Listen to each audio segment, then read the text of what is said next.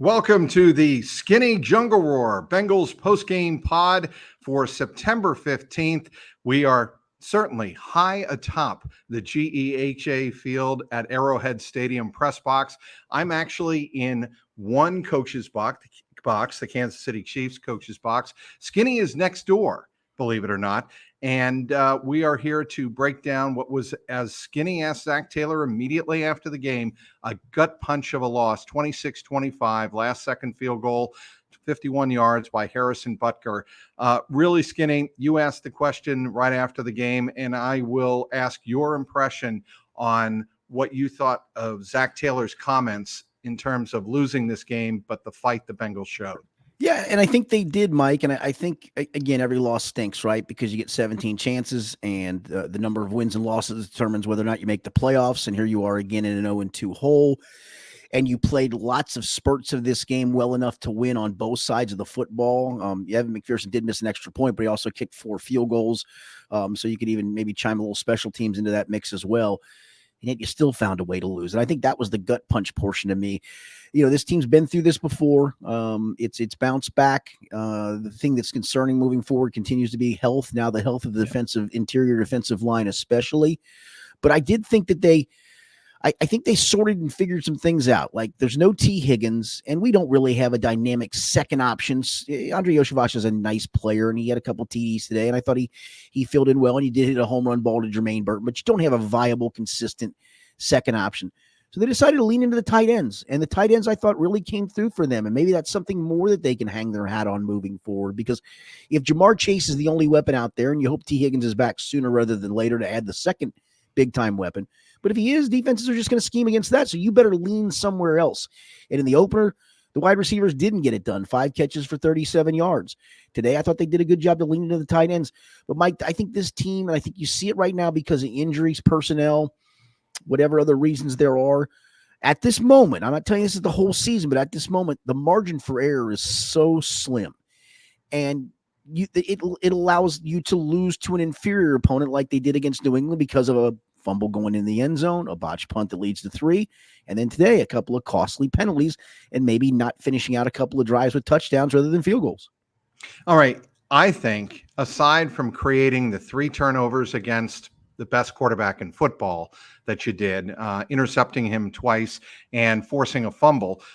Zach Taylor said last week he wanted to get into the business of turning the ball over of the opponent and winning the turnover battle. The Bengals did that today, 3-1, even though the one for Kansas City was a 38-yard scoop and score off a Burrow fumble. All of that being said, I think the number one positive to come from this game was the way Joe Burrow looked. It looked like Joe Burrow was Joe Burrow back in the pocket, dissecting the defense.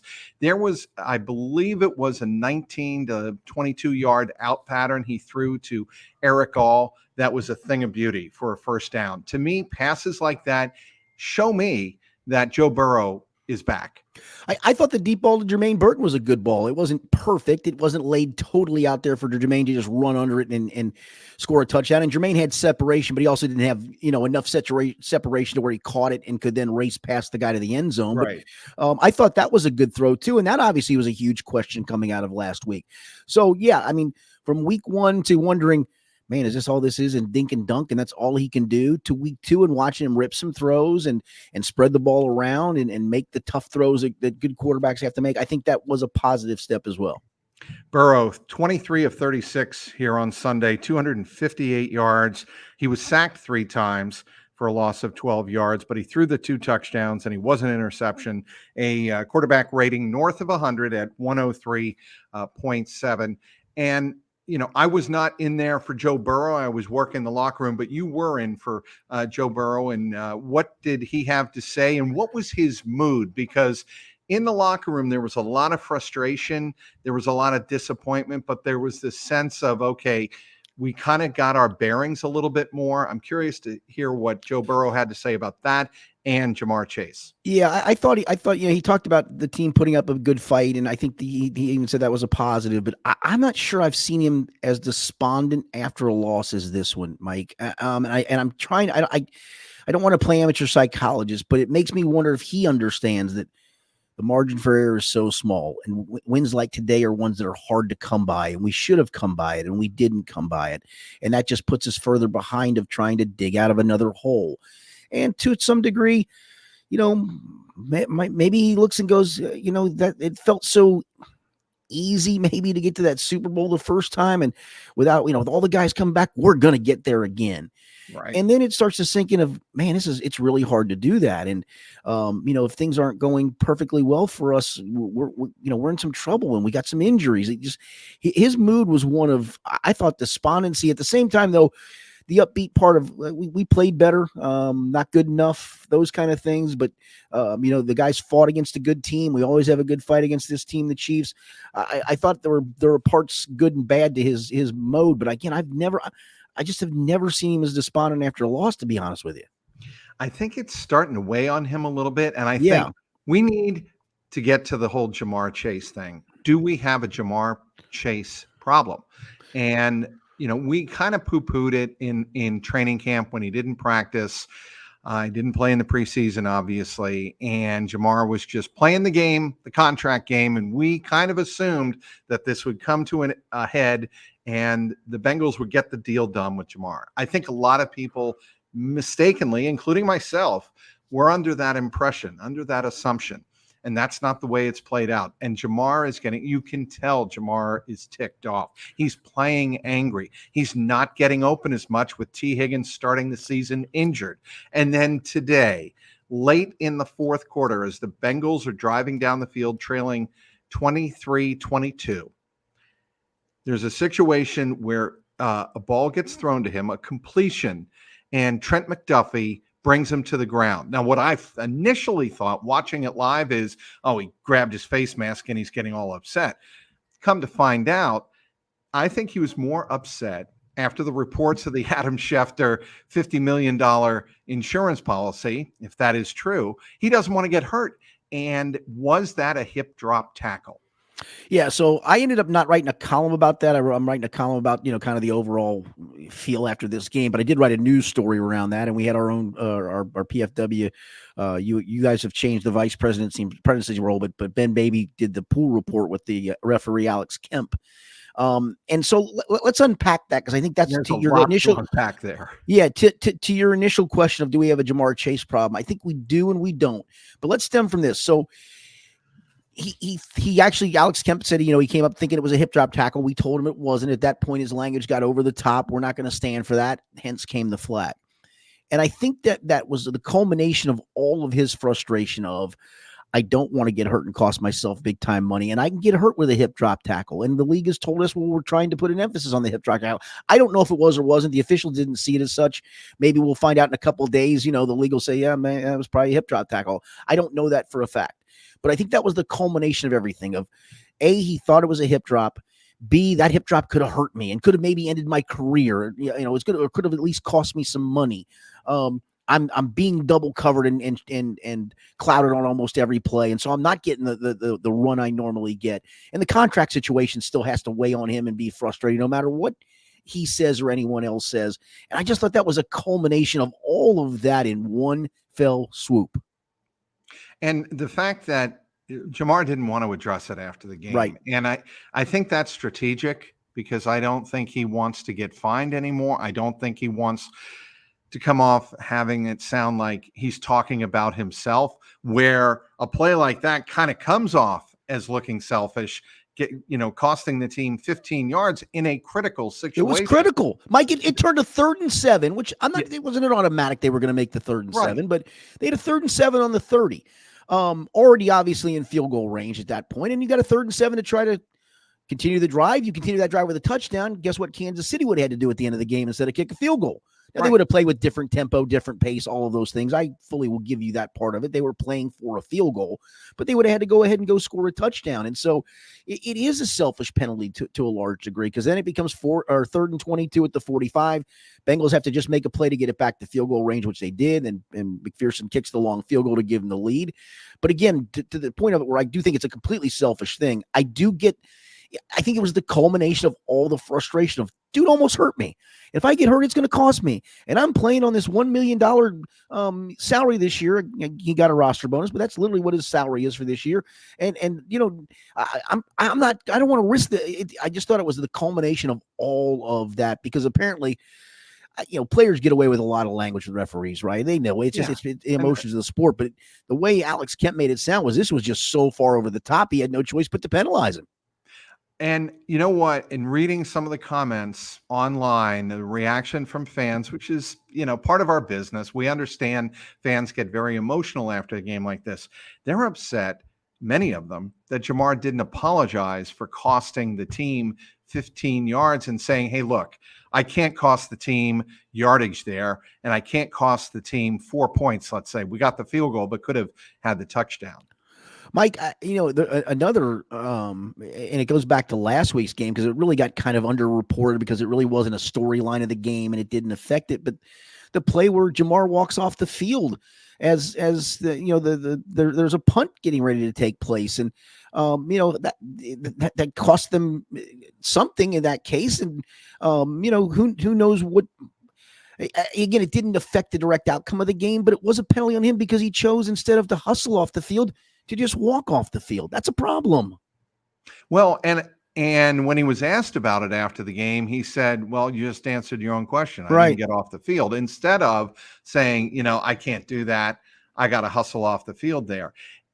There's something really, really bothering Ja'Marr Chase. And normally in years past, I'd say, great, that's an edge. I even said it on Thursday when Ja'Marr came out and said, we are still the team to beat.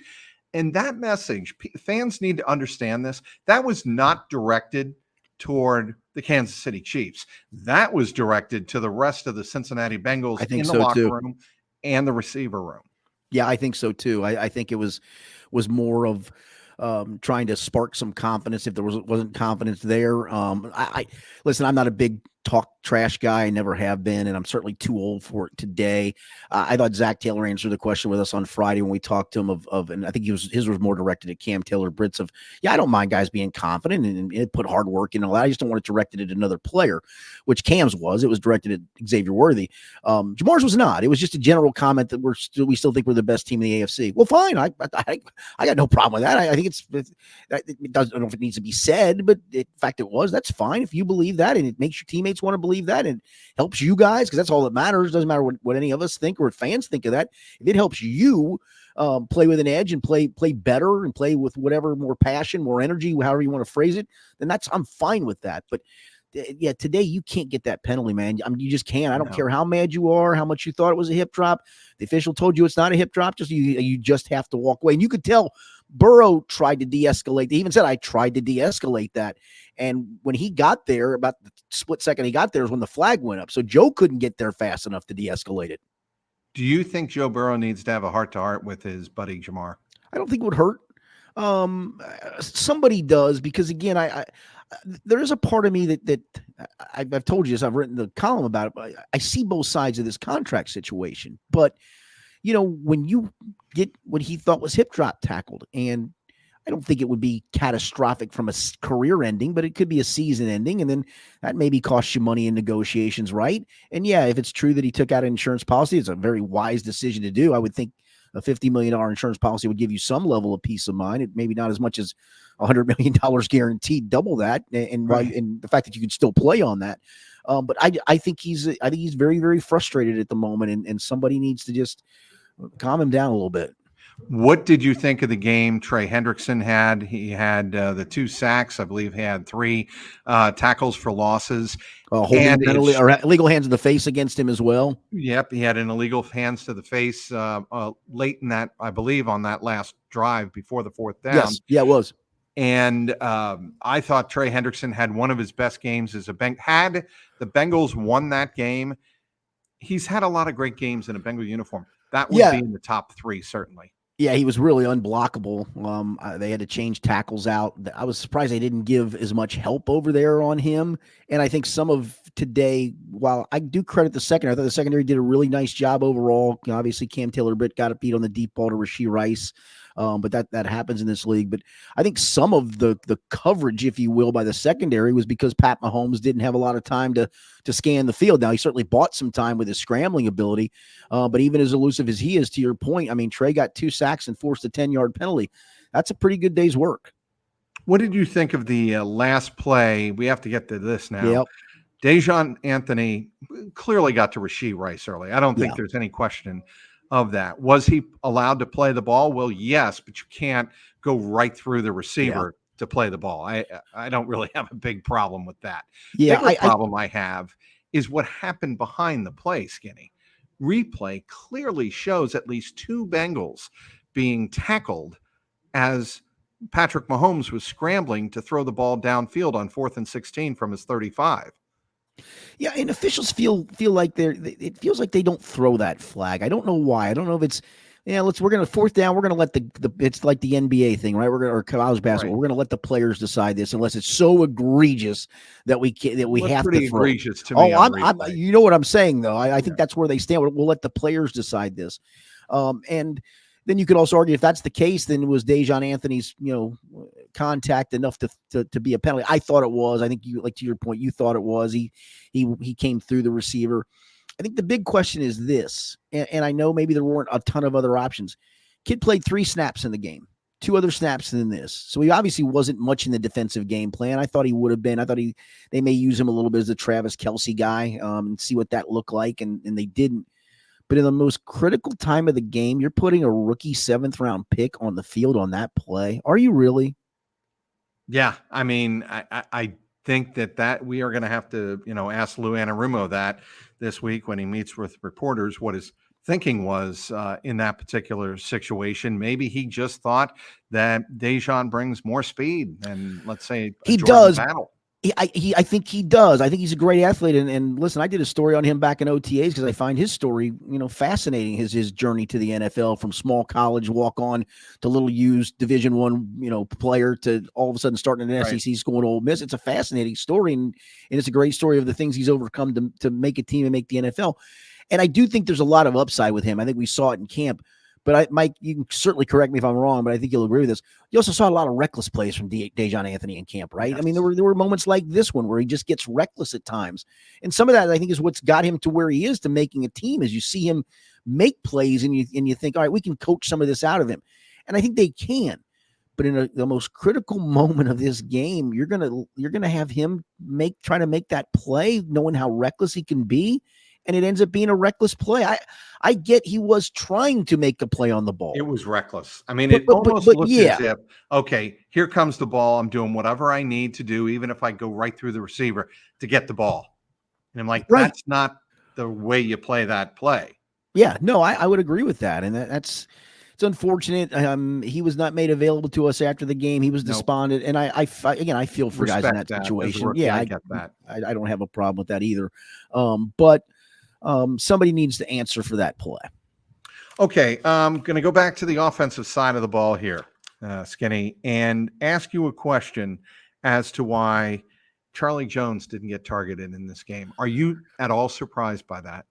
I just think it's Charlie still is having a hard time understanding the nuance of what it means to play in the slot when he plays in the slot. I think that was a big point of emphasis last year, that he just didn't quite have the nuance that a Tyler Boyd did. And the injury set him back a little bit too.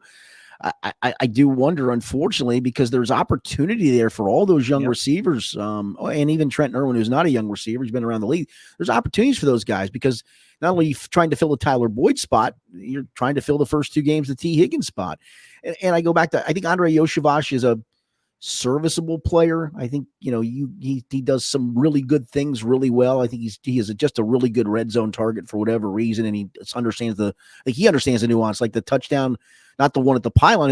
Funny part was he made a great athletic play at the pylon, and then he made, kind of a reverse pivot on the second touchdown on the 4th down play to break into the open area and Joe Burrow find him, and Joe Burrow trusts him. But again, even when you look at Yoshi, the numbers aren't huge for what he did. I mean, he went for only 2 catches. 2 catches for 7 yards. Yeah. And that was it. And it was a big tight end day, which I liked. And I'm sure we're going to get to in a second, but I think it shows you that right now, they ran Jermaine Burton out there for a few plays, put him on some 9 routes because it seems like that's probably all he understands what to do right now. But he did hit a home run, and maybe moving forward, you pick your spots with him more. But I do think they need to find a way to get something more out of Charlie Jones. I'm not here to tell you that this is on the coaching staff that he wasn't targeted, nor Joe Burrow. It tells me that Charlie Jones can't get on the field because they don't trust him and he doesn't get open enough. All right. You mentioned the tight ends.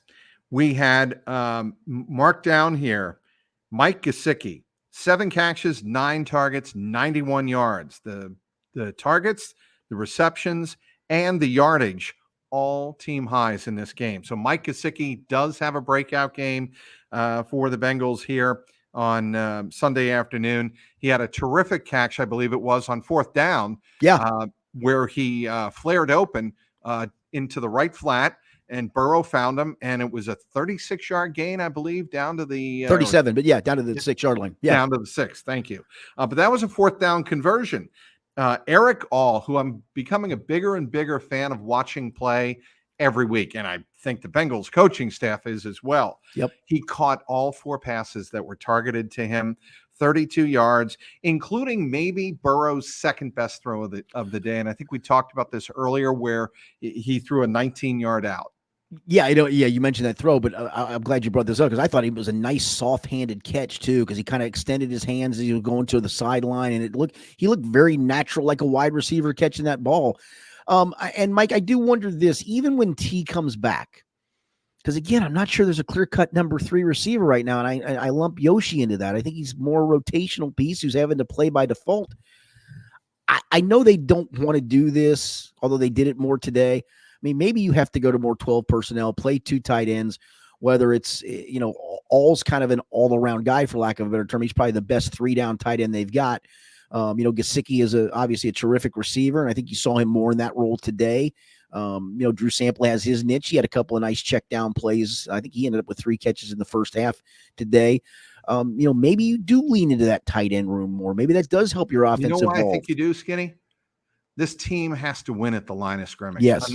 And that adds that mix. That adds to that mix, right? Adding another big body in the lineup. By the way, the third tight end that I did not mention, Drew Sample had 3 catches on 3 targets for 28 yards. But fans are going to remember, and I know some of us in the press box noted that one pass that Mike Gesicki dropped. And I thought initially it was in the sun. It was right here. Yeah. It was a perfect pass from Burrow. Yep. You can be 7 of 9, but on the critical catches you need to make those critical catches. And Gesicki didn't make that one. No question. But I do think today was a good step in the right direction to at least see them say, you know what, we just don't have the guys at wide receiver right now. Go ahead. Yeah, I was saying, not to say that maybe somebody evolves and you get T back, and that certainly helps, but I just don't think they have that, and I think they're starting to go, all right, we do have a bunch of tight ends we like. Let's start throwing the ball to them more. One reason a lot of Bengals fans and the coaches, for that matter, love Cam Taylor-Britt is he has the memory of a gnat. He does. He gave up the touchdown, the 44-yarder to Rashee Rice. He got beat and got beat down the sideline. His fundamentals, his mechanics were off. He acknowledged that to us after the game in front of his locker. He learned from that. And he said, you can have a short memory and have no memory, but you need to learn from mistakes. So on the play in the third quarter, he makes one of the most spectacular interceptions you will see a Bengal player make. One-handed back to Xavier Worthy, who we can get into that a little bit, touch on it in your answer. But we know he said, I'm going to body him up because that's what you need to do to him. He's got one skill, and I'm not going to let him do that. Paraphrasing. But he made the one-handed interception. It was the same route Cam Taylor-Britt told us after the same route, and he learned from it and made the interception. Yeah, different player, obviously, Rashee Rice, but Xavier Worthy is technically straight line faster, ran the 4.21 at the combine. He backed up his words. I mean, I'm sure Chiefs fans were probably laughing out loud when Rashee Rice beat him for the touchdown. And again, they probably deserve in that moment to go, see, big mouth, we got you. And they did. And he also talked about the pass Mahomes threw, where it's like, you just don't know if he's going to throw that, but then you learn that, he is going to let that thing fly. And it was honestly, when the ball was initially thrown, I did see Rashee Rice had a little separation, but I thought Cam was catching up, and when he reached up, I couldn't tell initially. I thought he caught it himself for an interception. Then all of a sudden you say Rashee Rice is going in the end zone. I mean, that was just a beautiful throw. But to your point, Cam's really honest and admitted that, yeah, you're right. I didn't do my technique right. He got by me. Guy makes a great throw. But the one against Worthy, he was in phase. He had Worthy blanketed. He was running stride for stride, and then to make the spectacular catch. And based on what he said about Xavier Worthy, he didn't say it about the other guys. He said it about Worthy. Kid had 2 catches for 17 yards. So he did what he said he was going to do. He did. And I just think, yes, Daijahn Anthony had that moment he'd like to forget, cost the Bengals the game, sort of kind of like what happened with Joseph Osai here on the same field in the 22 championship, but not really. I mean, that was a personal foul. This was just a penalty that he committed in the open field, and it led to still a game-winning Harrison Butker field goal. But I think the Bengals did show us something here on Sunday, and it did have the vibes to me of Dallas 2 years ago. They lose on the last play of the game, a field goal at that point, and they lose in Dallas 20-17 after they had come back. I think from being 14 down or 17-3 down. I think it's 14-0 down. Yeah, might have been 17-3 as well, but it's definitely 14-0. I remember. And they showed character in that game. I think they showed character here today, Skinny. Yeah, and I think again the other part to it, and I think it mixed and matched with the pass rush. But last week it's Jacoby Brissett and pedestrian receivers, and they didn't do much, and you weren't expecting them to do much. So how much can you see what the secondary of the Bengals did today? I mean, Pat Mahomes threw for 151 yards today. That's it. Pat Mahomes threw for 151 yards today, averaged 6 yards per attempt, which is extraordinarily low by NFL standards, and averaged, I'm doing my math here real quick, Mike, 8.4 yards per completion. And honestly, take out the 44-yarder, and it was 17 for 107 otherwise. Correct. And I think that tells you that the Von Bell, Geno Stone thing, because the touchdown pass to Rice, Von Bell was running the hash, but he was responsible for a player. I think Travis Kelce kind of held him on that hash. And so he couldn't get over to help. Maybe that secondary responsibility was for him to help, but that ball was thrown so far towards the sideline, he was never going to get there. But Mike, take that away, and you can't do it, but just take that away for a second. The next longest completion was 16 yards. I think the longest completion last week for New England was 17 yards. They gave up an explosive. I get that. And you hope to not give up any, but they're not giving up hardly anything in that department. I think it's a huge step forward. I think the biggest issue now the Bengals face between now and 8 days when they play Washington, the mental, but I think beyond that, they've got to find defensive tackles, Skinny. Yeah. Oh boy. I mean, at the end of that game, no Sheldon Rankins, no BJ Hill. You're already down McKinley Jackson. You're down Chris Jenkins. That was supposed to be the four-man rotation. Well, that was supposed to be the four-man rotation. I mean, if in a perfect world, this is no knock, Zach Carter would not be up on game day. Jay Tufele would not be up on game day. And they're the ones that they kind of mixed the match because they put Hubbard inside some just because they were desperate. I mean, you're down to your 5th and 6th tackles, for goodness sakes. And that's a tough place to be. You would hope that, there was some hope that Chris was going to be able to play this week. Last week when he had the surgery, I don't think anybody really believed that was feasible in a week to come back from thumb surgery. But, maybe with it being a Monday game and an extra day, you're talking another 8 days of healing process that he can go. But that's just one guy. McKinley Jackson's not coming back for that game because he's still on injured reserve. And both BJ Hill and Sheldon Rankins are dealing with hamstrings. And, we see T. Higgins, it's now 2 weeks, and we're not guaranteed he plays against Washington because of the hamstring. And every hamstring injury is different, right? I mean, they're not in a vacuum, but both dealing with hamstrings. And so, yeah, and I don't know where you find, I mean, I guess off the practice squad, but you're in a real tough spot, especially against the team that Washington ran the ball really well today against the New York Giants. Well, that's it. That sets me up for my final point, Skinny, and we'll wrap it up with this. Bengals play like they did in this game against Kansas City, against Washington and Carolina. They should be 2-2. They should be able to take care of business, get back to break even, and then we go from there. They play like they played today and get a few more healthy bodies back. And I know in this league that's a big if because it could go the exact opposite way. But if they get bodies back that should be getting back if they play the way they did today, they beat Baltimore too, Mike. And then you're 3-2, and you would have given Baltimore a third loss. You still got 2 more cracks at Pittsburgh. You still got 2 more cracks at Cleveland. As much as this stinks, again, 3-2 after Baltimore would not be. That's not asking for the moon, right? And I think if that was the case and they play the way they did today, leading up to that, I think you'd feel good about the final 12 games. And you get T Higgins back. You Right. absolutely positively have to get T back for Well, this offense to be what it needs to be. And then for that Baltimore game, Mike, unless there's setbacks, you get Miles Murphy back, maybe McKinley Jackson back. Probably, again, Chris Jenkins' thumb is going to be even further healed by that point.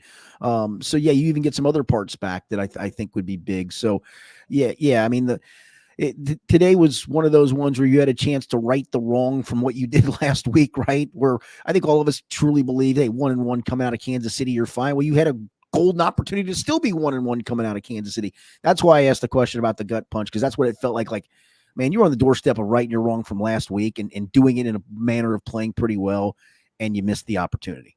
What's up on Local 12 post game? Well, we got both the Zach Taylor press conference, the Joe Burrow press conference. I wrote a story with the Pool Report on the Jamar Chase situation, some reaction from teammates and head coach Zach Taylor. I'll have a game and analysis from this game as well in a column format. I think we got a couple other stories up. One's an AP story, but yeah, a lot of stuff from today as well. And we'll have this podcast up, obviously. Yes, and we'll have this podcast up on CLNS Cincy with a Y.com. You can also obviously consume it on the Jungle Roar podcast on YouTube.com, youtube.com/@Jungle Roar Pod. Be sure to follow Skinny on the X at Local 12 Skinny.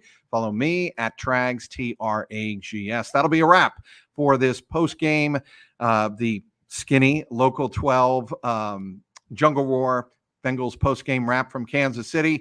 The Chiefs win it on a last-second field goal by a score of 26-25. For Richard Skinner, I'm Mike Petralia, Trags. Thanks for watching.